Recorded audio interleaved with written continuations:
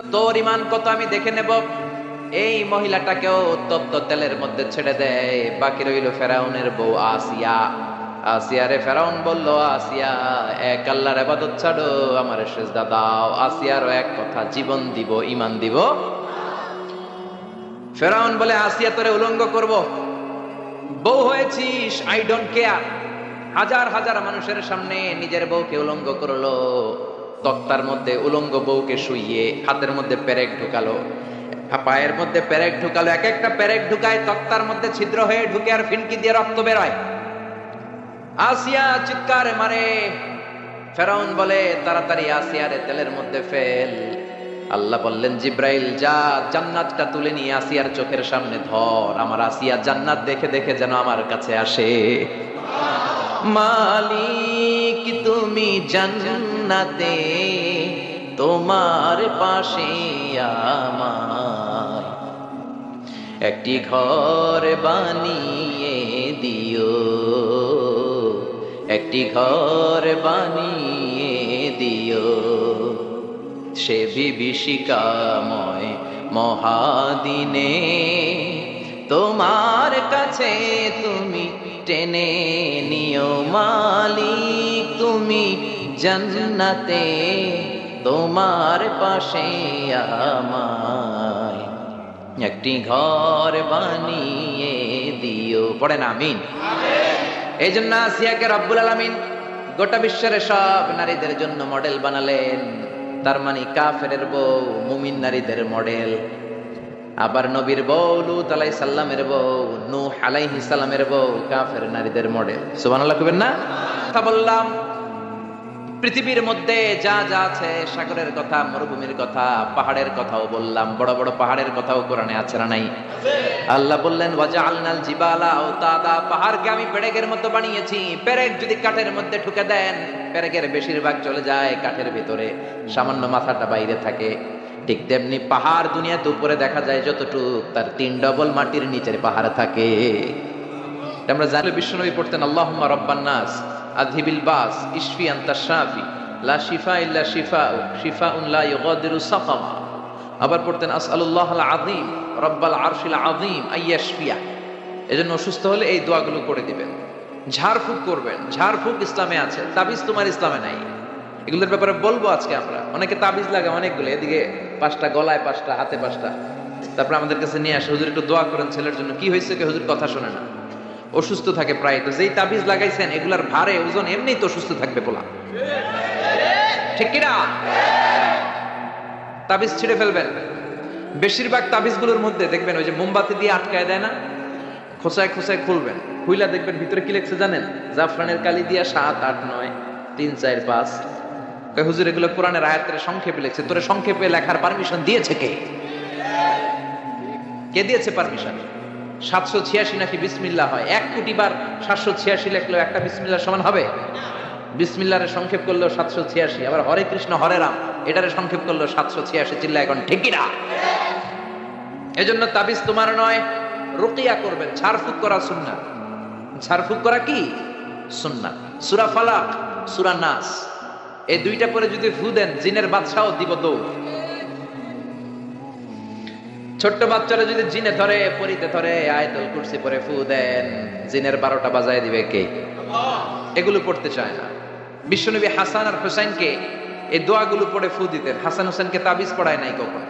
বিশ্বনবী একটা স্পেশাল দোয়া পড়তেন, বুখারীর বর্ণনা, আউযু বিকালিমাতিল্লাহিত তাম্মা মিন কুল্লি শাইতানিন ওয়া হাম্মা ওয়া মিন কুল্লি আইনিন লাম্মা। এই যে যারা মোবাইলে রেকর্ড করছেন, রেকর্ড হয়ে গেছে না? আমি যে বললাম, বাসায় যে মুখস্থ করবা, মায়ের শিখাবা, ছোট্ট বাচ্চারা শিখাবা। এগুলো পড়ে ফু দিলে কোনো জিন পুরি সামনে আসতেই পারবে না। এগুলো নাই মুসলমানের, তাবিজ লাগে। কি লাগে? বিশ্বনবী 6 মাস অসুস্থ ছিলেন। ইহুদিদের মিত্র লাবিদ ইবনুল আসাম বিশ্বনবীরে ব্ল্যাক ম্যাজিক করেছে। কি ম্যাজিক? Black magic. এই ব্ল্যাক ম্যাজিকের চোটে বিশ্বনবী দাঁড়াতেও পারতেন না, মাথার ব্যথায় বেহুশ হয়ে যেতেন, বিবিদের সাথে ফিজিক্যালি মিট করতে পারতেন না, সেক্সুয়াল এন্টারটেইনমেন্ট করতে পারতেন না, ইন্টারকোর্স করতে পারতেন না। এত দুর্বল ছিলেন বিশ্বনবী। বিবিদের ঘরে যাইতেন কিন্তু মেলামেশা করতে পারতেন না, এত দুর্বল। যেই নবীর এক হাতের মধ্যে জান্নাতি 40 জনের শক্তি দিয়েছে কে? ওই নবী ব্ল্যাক ম্যাজিকের পাওয়ারে দুর্বল হয়ে যায়, তারপরেও বিশ্বনবী একদিনও তাবিজ পড়েন নাই। পড়ছে বিশ্বনবী 4 মাস, কোন বর্ণনায় 6 মাস। লাবিদ ইবনে আল-আসাম ইহুদি মিত্র এই বেয়াদবটার ব্ল্যাক ম্যাজিকের কারণে অসুস্থ ছিলেন। 6 মাস পরে সাইয়েদনা জিব্রাইল আসলেন, বললেন ও নবী, 2টা সূরা আল্লাহ নাজিল করেছে, একটার নাম ফালাক আর একটার নাম নাস। দুইটার একসাথে বলে মুআব্বিজাতান। এই মুআব্বিজ তাবিজ, এখান থেকে তাবিজ আসছে। তাবিজ যদি করতে হয় সূরা ফালাক নাস দিয়ে পড়বেন, ঠিক কি না? ও নবী, চলেন আপনারে কোথায় ব্ল্যাক ম্যাজিক করিয়েছে দেখাই। সাইয়েদনা আবু বকর সাইয়েদনা ওমরকে নিয়ে, বিশ্বনবীকে নিয়ে জিব্রাইল চলে গেলেন একটা কুয়ার কাছে। কুয়ার নিচে দেখলেন একটা চিরুনি, চিরুনির মধ্যে বিশ্বনবীর 11টা চুল দিয়ে গিট দেওয়া। সূরা ফালাক আর সূরা নাসে আয়াতও আছে 11টা। নাজিল হলো কুল আউযু বিরাব্বিল ফালাক মিন শাররি মা খালাক। একটা একটা আয়াত সাইয়েদনা জিব্রাইল নাজিল করেন, একটা একটা গিরা খুলতে থাকেন আর বিশ্বনবীকে সুস্থ করে দিতে থাকেন কে? আল্লাহ। 11টা আয়াত পড়া শেষ, 11টা গিট খোলা শেষ, চিরুনি থেকে বিশ্বনবী সুস্থ। এত সুস্থতার মধ্যে বিশ্বনবী তাবিজ ঝুলাই নেই। আর আমরা কিছু হইলেই তাবিজ আছে না নাই? এজন্য খবরদার এগুলো করবেন না, ঝাড়ফুঁক করবেন। অসুস্থ হলে, ব্যথা বেদনা হলে শিঙ্গা লাগাবেন। শিঙ্গা লাগানো সুন্নাত।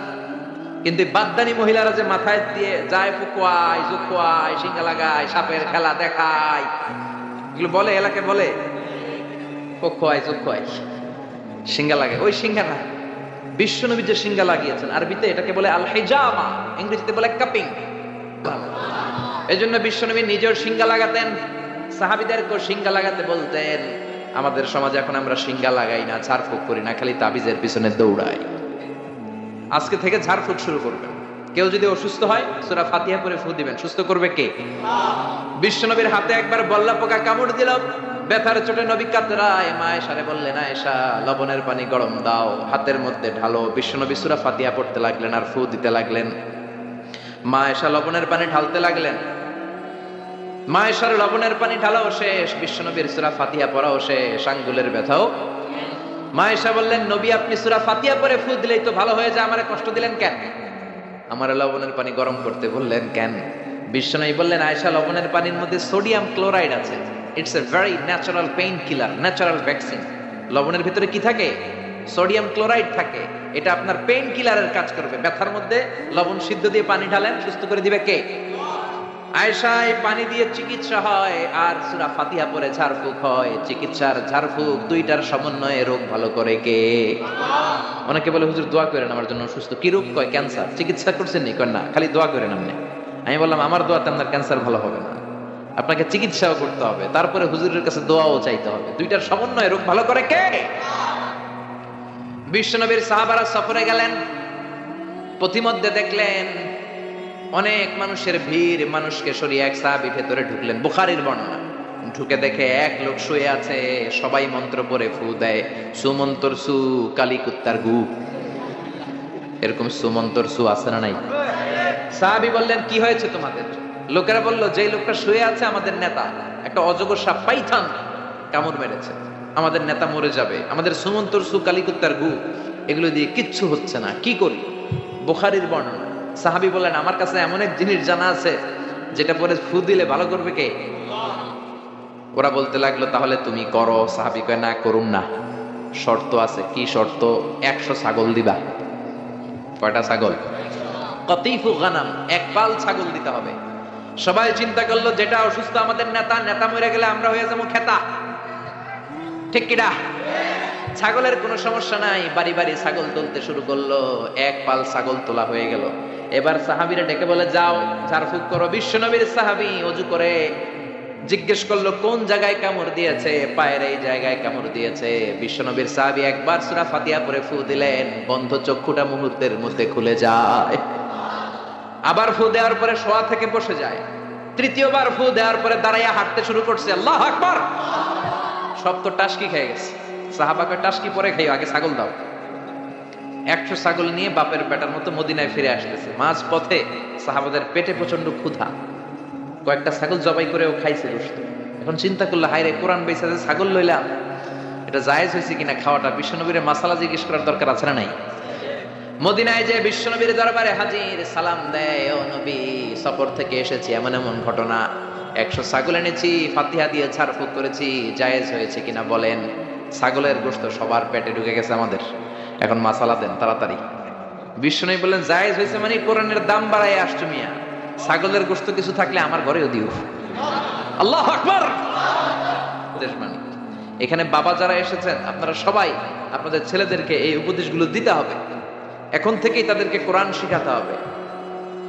এই জন্য ইসলাম বলে জন্ম নেওয়ার পরে বাচ্চার কানে তুমি আজান দাও, যদিও বাচ্চার উপর এখনো তার আমলনামা শুরু হয় নাই, কিন্তু তার কানের সামনে ইসলামটা তুমি পৌঁছে দাও। এখনো তার নামাজ ফরজ না, রোজা ফরজ না, বড় হয় নাই, আমলনামা শুরু হয় নাই, কিন্তু জন্মের পরেই আজান, কারণ ইসলামটাকে কানের সামনে তুলে ধরো। 7 বছর বয়স হয়েছে, একটা সুন্দর নাম রাখো। সুন্দর নামের দরকার আছে না নাই? এখন সুন্দর নাম রাখতে চায় না। আজকে যার বাসায় খেলাম, ছেলের নাম আল ফারাবি, একজন বড় দার্শনিকের নামে নাম, খুব সুন্দর। এগুলো রাখবেন। লোকমান এই নাম রাখবেন। লোকমান নামটা কেমন লাগে? সুন্দর লাগে তো? এই ভালো ভালো নামগুলো রাখবেন, তাহলে ছেলেগুলোর ভদ্র বানাবে কে? এখন অনেক বাসায় গেলে বাচ্চাদের এমন নাম শোনা যায়, অবাক হয়ে যায়। চাচা গ্রাম থেকে শহরে আসছে ভাতিজার সাথে দেখা করতে, গ্রাম থেকে শাকসবজি নিয়ে আসছে। তো যাওয়ার পরে ভাতিজা নাস্তা দিচ্ছে চাচাকে, চাচা খান। চাচা নাস্তা খায় আর বলে অনেকদিন পরে আসছি, তোমার নাকি 1 ছেলে 1 মেয়ে, আমার সাথে তো কোনোদিন দেখা হয় নাই, ডাকো না একটু দেখা করি। ভাতিজা ওদেরকে ডাক দিছে, ব্রাশ পায়া শুই না, চাচা খানা থিয়া দিছে দৌড়। ভাতিজা বলে চাচা দৌড়ায়েন না, চাচা আইজো দৌড়, কাইলো দৌড়, জনমের দৌড়। চাচাও দৌড়ায়, ভাতিজাও দৌড়ায়। চাচা কয় ভাতিজা বয়স আমার 80, আমারে তুই ব্রাশ ফায়ার করিস না। ভাতিজা বলে চাচা এই ব্রাশ ফায়ার ওই ব্রাশ ফায়ার না, ছেলের নাম ব্রাশ, মেয়ের নাম ফায়ার। বলছে ছেলে মেয়েরে ডাকো, তো ভাতিজা বলছে ব্রাশ ফায়ার। কপাল পোড়া, এরকম নাম আছে না নাই? আহাব্বুল আসমা ইলাল্লাহ আব্দুল্লাহ, আব্দুর রহমান। আল্লাহর কাছে সবচাইতে প্রিয়তম নাম হচ্ছে আব্দুল্লাহ আর হচ্ছে আব্দুর রহমান। সুবহানাল্লাহ পড়েন। এই নামগুলো রাখতে রাজি আছেন তো? আব্দুল্লাহ আব্দুর রহমান রাখবেন, নবীদের নামে নাম রাখবেন, সাহাবাদের নামে নাম রাখবেন, তাহলে ছেলেগুলো ভদ্র হবে, নামাজি হবে, ঠিক কিনা? সাইয়েদনা লোকমান তার ছেলেকে উপদেশ দিলেন 10টা। জোরে বলেন কয়টা? উপদেশগুলো আল্লাহর কাছে এত ভালো লেগেছে, আল্লাহ সরাসরি কোরআনে যেমন যেমন বাবা উপদেশ দিয়েছিল তেমন তেমন আল্লাহ তুলে ধরেছে। এজন্য সব বাবাদের উচিত ছেলেদেরকে উপদেশ দেয়া। ছেলে যত ছোটই হোক তার কানে আপনি ইসলাম পৌঁছে দেন, জন্মের পরে কানে আজান দেন, বয়স যখন 7 দিন আকিকা দেন। আকিকা অনেকে দেরি করে দেয়, কুরবানির সাথে দেয়, হ্যাঁ আদায় হবে, কিন্তু 7 দিনে দিলে সুন্নাত সম্মত আদায় হবে, ঠিক কিনা? সমান ছোট্টবেলা থেকেই ছেলের জন্য 10টা উপদেশ দিলেন। দুনিয়ার সব বাবাদের উচিত ছেলেদেরকে এই উপদেশ দেয়া। দিতে রাজি আছেন? রাজি আছেন? রাজি আছেন? বলো তাকওয়ায়, যার কলিজায় তাকওয়া বেশি সেই আল্লাহর কাছে সেরা, ঠিক কিনা? কিয়ামতের দিন কি প্রধানমন্ত্রীর জন্য আলাদা লাইন, প্রেসিডেন্টের জন্য, এমপির জন্য? কিয়ামতের দিন লাইন 2টা। কয়টা? আসহাবুল ইয়ামিন, আসহাবুল শিমাল। একটা হবে ডানপন্থী আর একটা বামপন্থী। ডানপন্থীদের হাতের মধ্যে থাকবে লা ইলাহার পতাকা, আলিল্লাহি তাকবীর, আল্লাহু আকবার। আর বামপন্থীদের ওইখানে কিল ঘুষি আছে না নাই? দল 2টা। ওই দিন হবে আসল খেলা, ফাইনাল খেলা, ঠিক কিনা? এজন্য ইসলাম বলে there is no difference between black and white, between upper and lower, between the richer section of the society and poorer section of the society, between the prime minister, member of the parliament and rickshaw puller, factory laborer. Everyone is totally equal, 100% equal, completely equal in the eyes of Islam. চিল্লায় কোন ঠিক কিনা? সাদা কালায় পার্থক্য নাই, প্রধানমন্ত্রী কুলিওয়ালা ঠেলাওয়ালা রিকশাওয়ালায় পার্থক্য নাই। পার্থক্য হলো যার কলিজায় তাকওয়া বেশি সেই আল্লাহর কাছে সেরা। সারাদিন ছাগল চড়াতো, রাতের বেলায় যখন ঘরে ফিরতো এলাকার মানুষগুলো এরকম বসতো ওনার কথা শোনার জন্য। মাগরিবের পরেই হাজার হাজার লোক চলে আসতো এই রাখালের কথা শুনতে, কারণ আল্লাহ তাকে হিকমত দিয়েছে, প্রজ্ঞা দিয়েছে, বিবেক দিয়েছে, কমন সেন্স দিয়েছে। সাইয়েদনা লোকমানের কথা শোনার জন্য হাজার হাজার লোক হয়।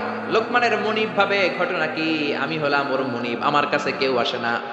আর এই লোকটা আমার কর্মচারী, কুচকুচে কালো দেখতে, তার কথা শোনার জন্য লোকের আসে কেন? লোকদের জিজ্ঞেস করলো তোমরা আসছো কেন?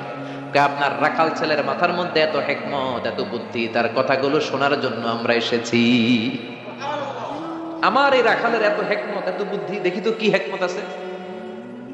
ডেকে আনলো একবার লোকমানকে, লোকমান তাআলা হুনা, এদিকে আসো। মুনিব লোকমান ডেকে বলে, ও লোকমান, ইযবাহ শাতান, একটা ছাগল জবাই করো, ওয়া আখরিজ মিনহা আতিয়াবা মুদগাতাইন, এবার ছাগলের সবচাইতে দুইটা দামি অঙ্গ ছুরি দিয়ে কেটে আনো। সাইয়েদনা লোকমান মুনিবের কথা অনুযায়ী ছাগল জবাই করলেন, জবাই করে জিহ্বাটা আর কলবটা কেটে আনলেন। বললেন, মুনিব, এই দুইটা অঙ্গ সবচেয়ে দামি। এবার মুনিব বলল, ইযহাব ওয়াজবাহ শাতান উখরা, আরেকটা ছাগল জবাই করো, ওয়া আখরিজ মিনহা আখবাসা মুদগাতাইন, এবার সবচেয়ে নিকৃষ্ট দুইটা অঙ্গ কেটে আনো। এবার সাইয়েদনা লোকমান আবার ছাগল জবাই করলেন, আবারও জিহ্বা আর কলব কেটে নিয়ে আসলেন। মুনিব বলে, মা হাদা ইয়া লোকমান, ও লোকমান, সবচাইতে উৎকৃষ্ট দুইটা অঙ্গ কেটে আনার জন্য বললাম, জিহ্বা আর কলব আনলা, সবচেয়ে নিকৃষ্ট দুইটা অঙ্গ কেটে আনতে বললাম, তখনও জিহ্বা আর কলব আনলা, ঘটনাটা কি? সাইয়েদনা লোকমান বললেন, জিহ্বা যদি ভালো হয় এর চেয়ে ভালো অঙ্গ আর হয় না, জিহ্বাটা যদি খারাপ হয় এর চেয়ে খারাপ অঙ্গ আর হয় না, ঠিক না?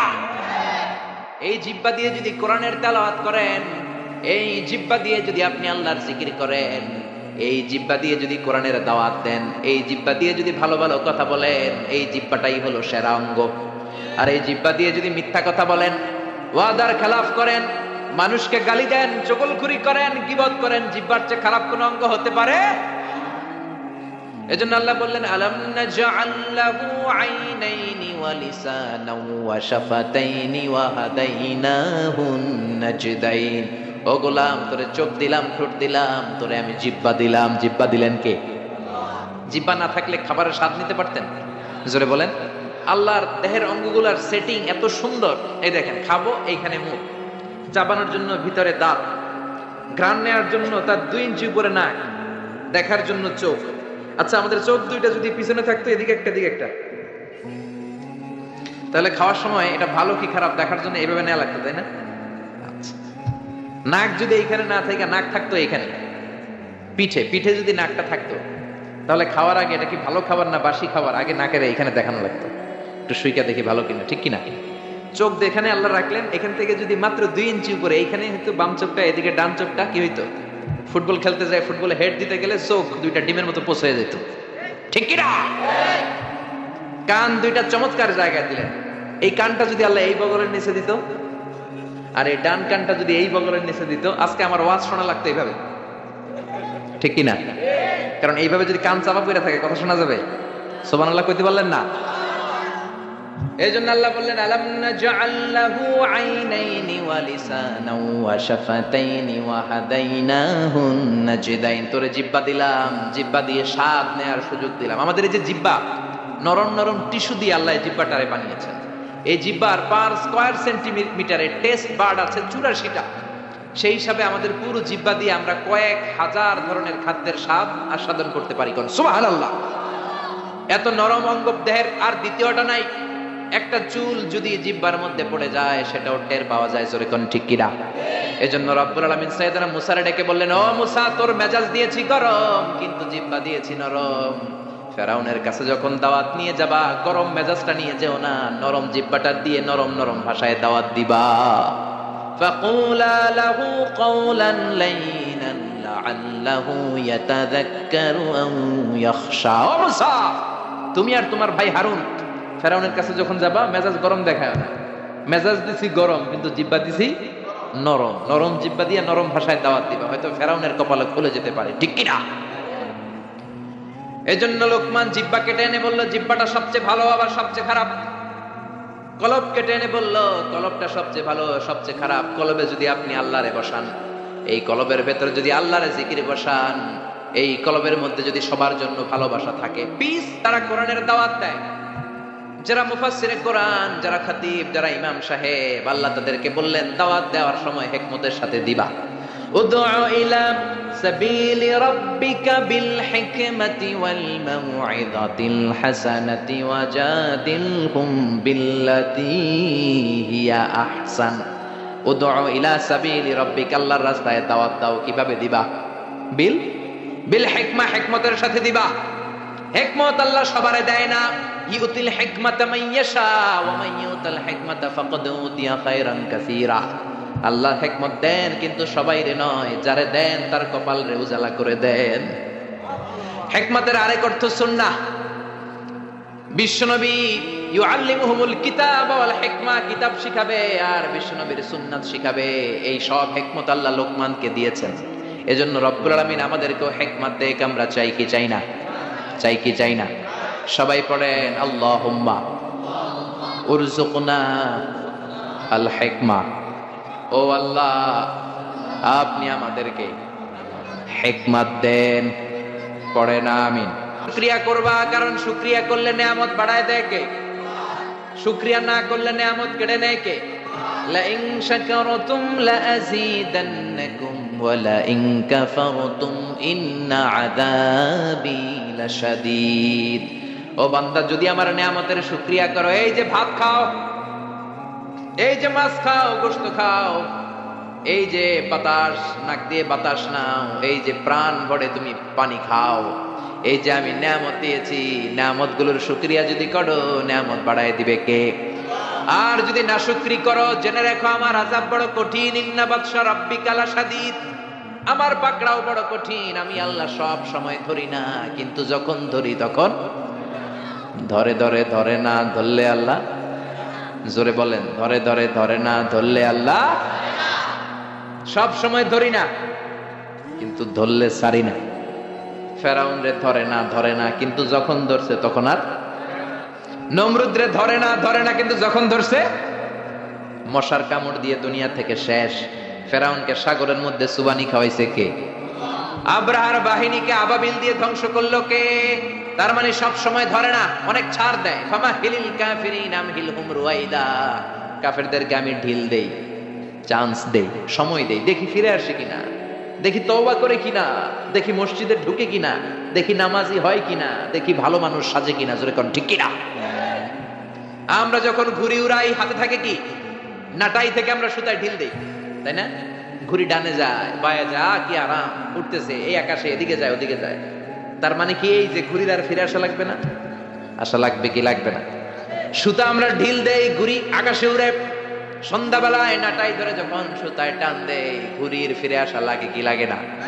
এই জন্য সুযোগ পেয়ে গাদ্দারি করো না, নাফরমানি করো না। সুতায় ধরে যখন টান দিবেন ফিরে আসা লাগবে, ঠিক কি না?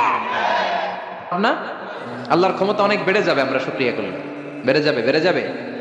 আল্লাহ বলে, গোলাম, পৃথিবীর সবাই যদি মুত্তাকি হয়ে যাও, দুনিয়ার সবাই যদি নামাজি হয়ে যাও, আল্লাহর ওলি হয়ে যাও, আমার কোনো লাভ নাই, লাভ তোর। আর সবাই যদি কাফের হয়ে যাও, আমি আল্লাহর লস নাই, লসও তোমার। জোরে কোন ঠিক কিনা? সহিহ মুসলিমের বর্ণনা, দুনিয়ার সবাই যদি কাফের হয়ে যায়, মুশরিক হয়ে যায়, আমি আল্লাহর ক্ষমতার 1 ইঞ্চিও কমবে না। সবাই যদি জিকির করে ওলি হয়ে যায়, আমি আল্লাহর ক্ষমতার 1 ইঞ্চিও বাড়বে। লাভ লস কার? কয় আল্লাহর। লাভ লস কার? কার? আরো জোরে সবাই বলেন। লাভ লস আমাদের। ওমান কাফারা ফাইন্নাল্লাহা গনিয়্যুন হামিদ।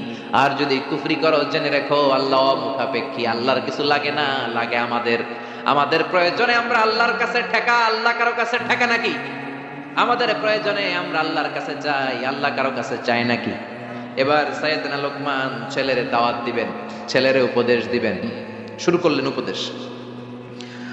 ও নবী, স্মরণ করুন এই সময়ের কথা যখন লোকমান তার ছেলেকে উপদেশ দিচ্ছে।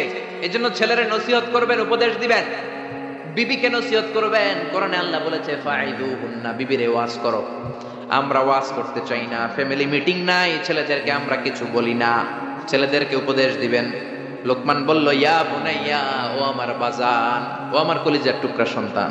আদর করে বলবেন, ধমক দিবেন না, এই হারামজাদা, গোলামের পোলা গোলাম, নামাজ পড়স না, আজকে তোর একদিন কি আমার একদিন। পোলাই কেবল, ঠিক আছে, আজকে আমনের একদিন, আরেকদিন আমার, ঠিক কি না? কাজ হবে না। নরম ভাষায় দরদ নিয়ে বলবেন। হৃদয় নিংড়ানো দরদ নিয়ে কোনো কথা বললে ওই কথাটা আরেকজনের হৃদয় স্পর্শ করে, ঠিক কি না? এজন্য দাওয়াতের ভাষা হতে হবে খুব হৃদয় স্পর্শী।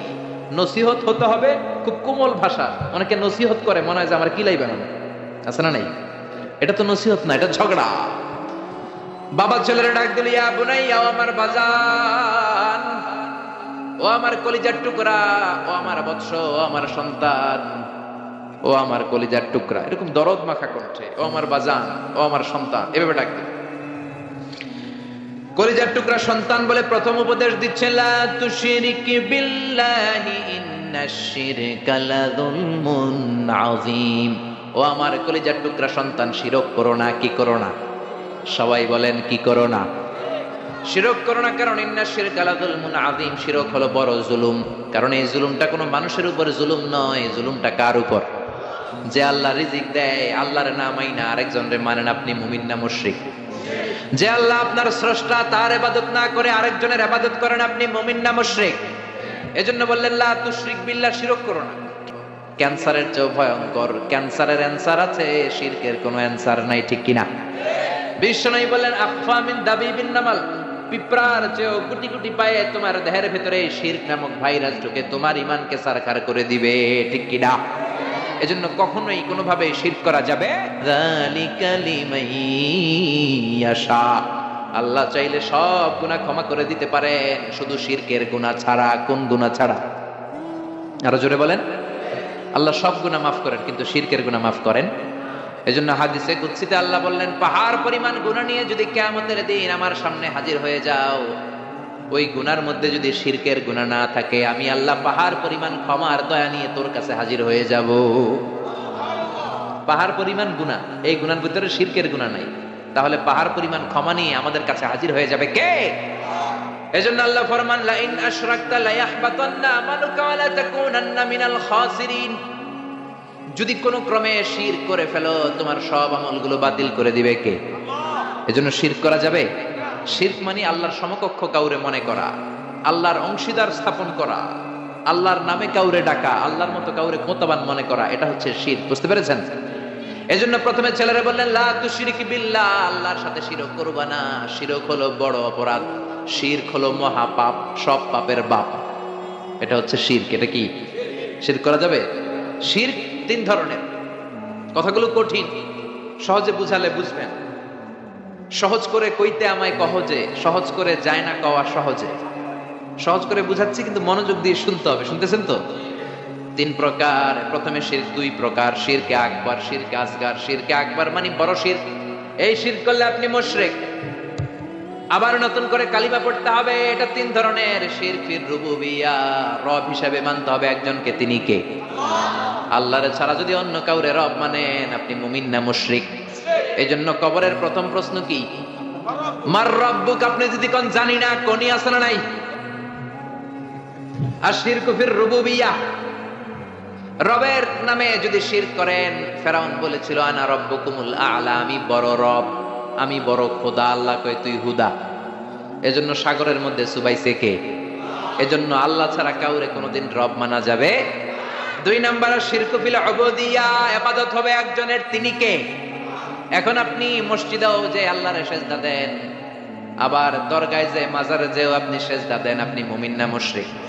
বাবার দরবারে যায়, বাবা নাকি ছেলে দিব, মাজারে গেলে বলে ছেলে পাওয়া যায়। আচ্ছা, কুত্তার যে বাচ্চা হয়, কুত্তা কোন দরবারে গেছিল? হ্যাঁ? ছাগলের যে বাচ্চা হয়, ছাগলে কোন মাজারে যায়? গাভী যে প্রতি বছর বাছুর দেয়, গাভী কোন বাবার দরবারে যায় বাচ্চা পাইলো? কথা কি বুঝেন? একটু বিবেক খাটান। এই যে কুকুরের বাচ্চা হয়, ছাগলের বাচ্চা, এরা তো কোনো মাজারে যে মানত করলো না, এদেরকে বাচ্চা দিল কে? তো কুকুররে আল্লাহ বাচ্চা দিতে পারলে কি আপনারে দিতে পারে না? ইয়াহাবু লিমান ইয়াশাউ ইনাসা ওয়া ইয়াহাবু লিমান ইয়াশাউ যুকুর আও ইউযাওয়িজুহুম যুকরানা ওয়া ইনাসা ওয়া ইয়াজআলু মান ইয়াশাউ আকীমা ইন্নাহু আলীমুন কাদির। তিনি যাকে চান তাকে ছেলে দেন, আবার যাকে চান তাকে মেয়ে দেন, আবার যাকে চান তারে ছেলেও দেন মেয়েও দেন, আবার যাকে চান ছেলেও দেন না মেয়েও দেন না। তিনি কে? এজন্য ছেলে মেয়ে যদি চাইতে হয়, চাবেন কার কাছে? তিন নম্বরে আশিরকু ফিল আসমাই ওয়াস সিফাত, আল্লাহর সিফাতি নাম যদি কারো সাথে লাগান। আমার আল্লাহর নাম হলো গাউসুল আজম, মানে মহান সাহায্যকারী। এখন আব্দুল কাদের জিলানীরে যদি বলেন গাউসে পাক, আপনি মুমিন না মুশরিক? খবরদার। আল্লাহ হচ্ছে গাউসুল আজম। আল্লাহ কে? গাউসুল আজম, এটা আল্লাহর নাম। আল গাউস আল আযম, আব্দুল কাদের জিলানী অনেক বড় আল্লাহর ওলি ছিলেন। ওলিরে ওলি বলে ডাকবেন, ওলিরে আল্লাহর নাম দিয়ে ডাকা যাবে। আব্দুল কাদের জিলানী শুধু ওলি ছিলেন না, মুজাহিদ ছিলেন। মুফতাকির বিল্লাহ ছিল ওনার সময়ের প্রেসিডেন্ট। ওই প্রেসিডেন্টের ঘুষাইয়া চাপা ভাঙ্গা দিয়েছেন, পিটাইয়া একেবারে সুলতানাত মাটির সাথে মিশিয়ে দিয়েছে। আব্দুল কাদের জিলানী বাগদাদে 400 মাদ্রাসা প্রতিষ্ঠা করেছে। ওনার এলমি খেদমত নিয়ে কথা নাই, ওনার জিহাদি জীবন নিয়ে কথা নাই, খালি কথা ফু দিলে বলে পানি আগুন হয়ে যায়, আগুন পানি হয়ে যায়। কপাল পড়া, ঠিক কিনা? খাজা মাইনুদ্দিন চিশতি রাহিমাহুল্লাহ অনেক বড় আল্লাহর ওলি ছিলেন। তার চেয়ে বড় পরিচয় হলো মুজাহিদ ছিলেন। পৃথ্বীরাজের সিংহাসন হিন্দুস্তানে লাথি মেরে উড়িয়ে হিন্দুস্তানের মতো জায়গার মধ্যে কালিমার পতাকা গেড়েছে, ঠিক কিনা?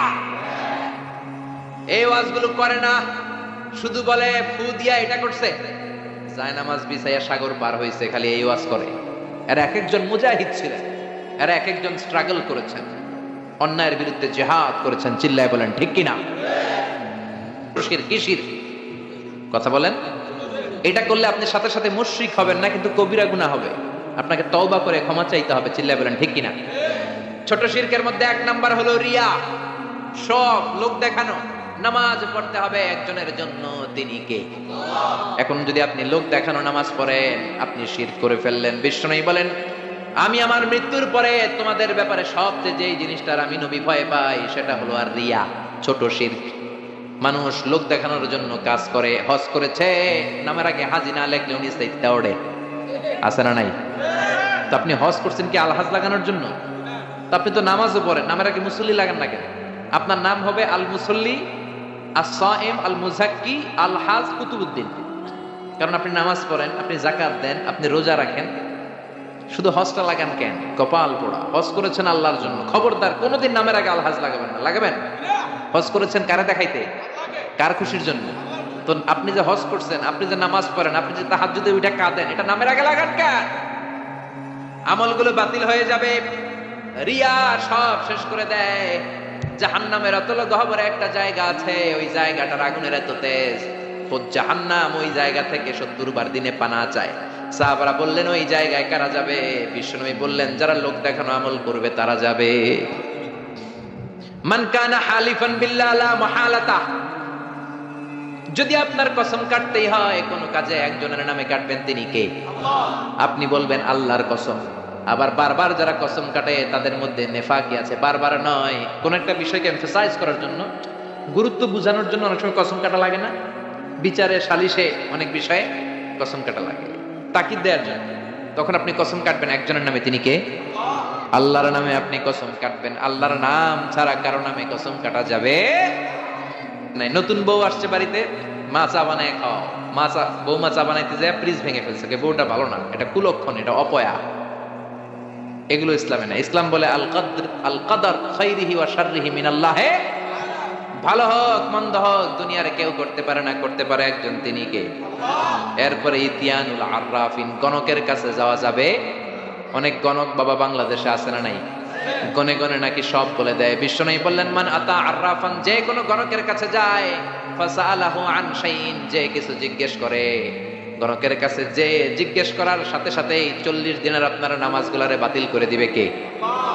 গণক যা বলছে এটা বিশ্বাস করেন নাই, শুধু জিজ্ঞেস করছেন, 40 দিনের নামাজ বাতিল।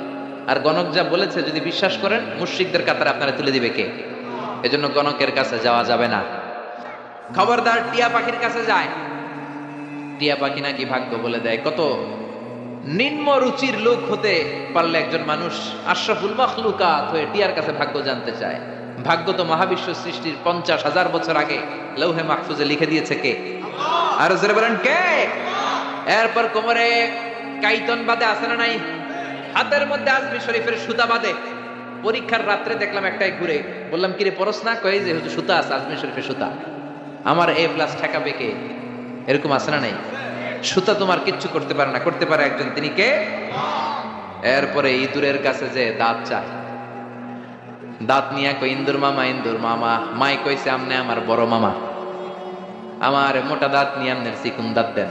এরপর ট্রাকের পিছনে জুতা ঝুলায়, আছে না নাই? তাও পুরান জুতা। দেখবেন রাত্রেবেলা ট্রাকের পিছনে সব পুরান জুতা। একটার ধরলাম, কি রে পুরান জুতা কেন? হুজুর চোখ লাগে, বদনজর, মুখ লাগে। তো কি লাভ? যেটা মুখ লাগাইছে ওটার গালে যে আমার সিরা জুতা পড়ছে।